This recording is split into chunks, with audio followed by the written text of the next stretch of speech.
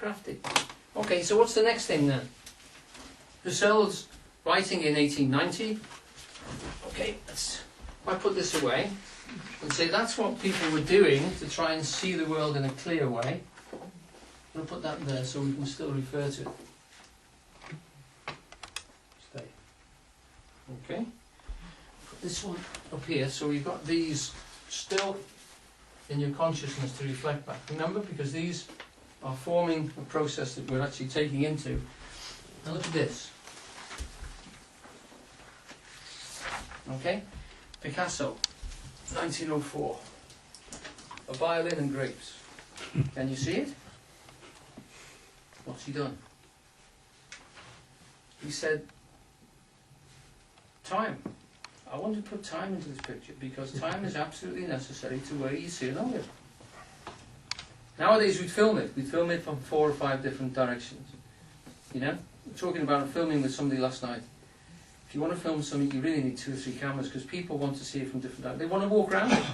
They want to turn it into a sculpture. Why? Because you need to see things from all sides to get a proper understanding of what's going on. And that means that there's something inside your head which is fitting all this information together and building a world out of it. What's he done? He's fragmented it. You know, he's literally scattered it. He's seen the violin. If you like, he's photographed it from several different directions. I don't mean literally, but in his head he's photographed it. And now he's intermeshing them and redesigning it. And he's breaking through into a 4th dimension, he feels. And he's doing it, and because of that he has to simplify the form. He can't draw in a very painterly and paint in a very painterly manner, although the man was extremely good draftsman, a very good artist.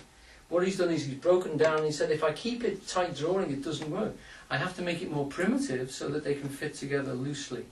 And you can then play about with the whole concept of it. And you know what I've done? I've done it upside down. He'll be turning in his grave. Picasso in 1904 painted it that way.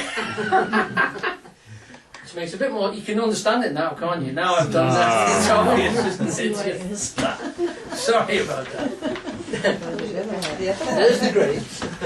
And there's various forms of the fiddle. You can see the F holes in various places. You can see the scroll mark on the top of it.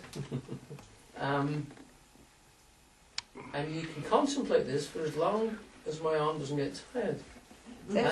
In what way has he introduced the time? Because he's got multiple viewpoints. To see the things he's representing, you'd have had to walk around the violin and the grapes. Do you understand me? And seen it from different angles. Because then he's intermeshed them. But remember, he's still only playing about on a 2-dimensional canvas, isn't he? Mm. So to get 3D on his 2-dimensional canvas and to actually represent what we were talking about, he has to shatter the image as if he's got a picture of it on glass, smash it and put it back together. Yeah? No? Do you think it works? For me that one does, but a lot of the others don't. You know, you could say, why doesn't he sort of paint it from the front and then next one from the side? Yeah, good point. You know, that's what I was thinking. Yeah. Well, he did a series of 8 of these, I think. Ah. So, I mean, yes, but they all look similar but different. What it moves on to is the fact that... I think it's got something to do with mushrooms or, you know...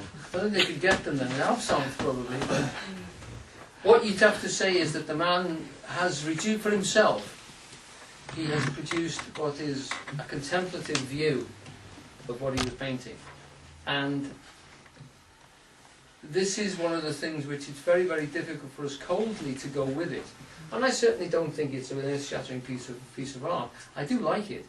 And having understood what he's going at and the way he's playing about with forms, having probably spent about 20 years drawing things that were placed in front of him in every different which way he could, he slowly got to it, like a form of meditation, he slowly got to the stage where he could take them apart and put them together.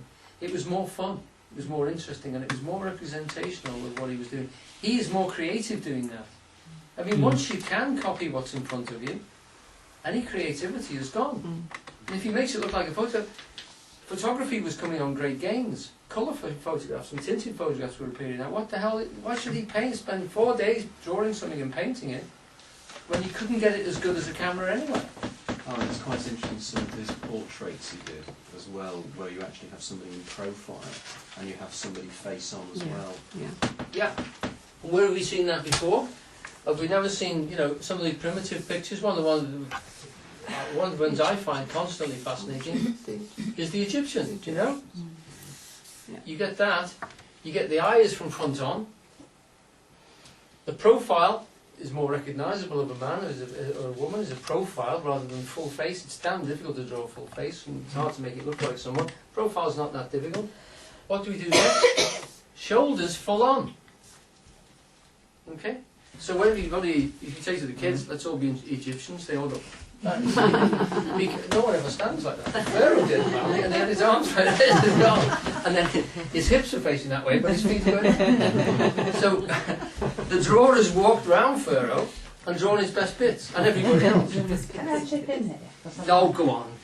Restraining myself, but the Picasso, you're saying he's introduced elements of time Yes. by going around and putting the different viewpoints. Yes. And this here is giving you like a snapshot. Yes. It's giving you a moment in time. Yes. And if you look at, say, Greek sculpture, where you've got like the discus thrower and various things, and somebody standing in a droopy, fancy pose, or doing something, you have captured a moment of time in a sculpture, in stone. Mm-hmm. What the Egyptians were doing was, although it may have inspired Picasso, they were doing the opposite. They were presenting the eternal idea of a person. Yes. But what you have is a composite of the most, as you said, the most recognisable aspect of different parts. The way they drew a person was not because they couldn't draw it like that. They could, because if you look at their sculptures, they do perfectly. I'm in total agreement, yeah. They're static compared to Greek art, but they have this noumenal, eternal quality about them. They are presenting the king Mm-hmm. as eternally the king, because they're interested in the afterlife as well. So they show him in a particular way to make sure that all the parts are there, 2 arms, 2 legs. The eye one's funny, I think. If you hold an eye amulet up and turn it round either way, you've got both eyes in a sense, because you look at it from 2 ways if you turn it. So they cope with one eye. But No, it's not the one eye. If you look at an eye sideways on, an eye sideways on that person would look like that. No. What I'm saying is, what they've done is they've drawn the eye from the front. Mm. You've only got one, and Yeah. you've got 2 arms, 2 legs and so on.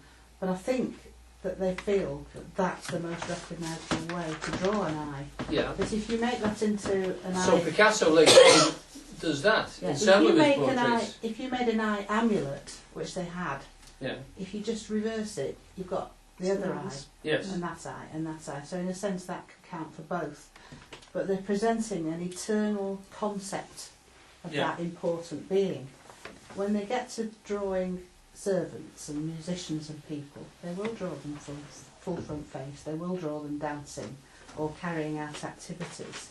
Well, the ones I Which actually looked at when I was researching this, even the poor people, although they were much smaller, they were still represented. And even the Not enemies, always, not even the always. enemies who were being killed, were in exactly the same sort of. Not always, there No, are not some always. which are much more like we would recognise as a way of drawing somebody. But, But it's- exactly what you said. Aren't these the most recognisable forms of a violin? Didn't you know there was a violin and grapes involved Exactly, in this? looked at it from Because different although angles. he's But hacked you're it saying apart.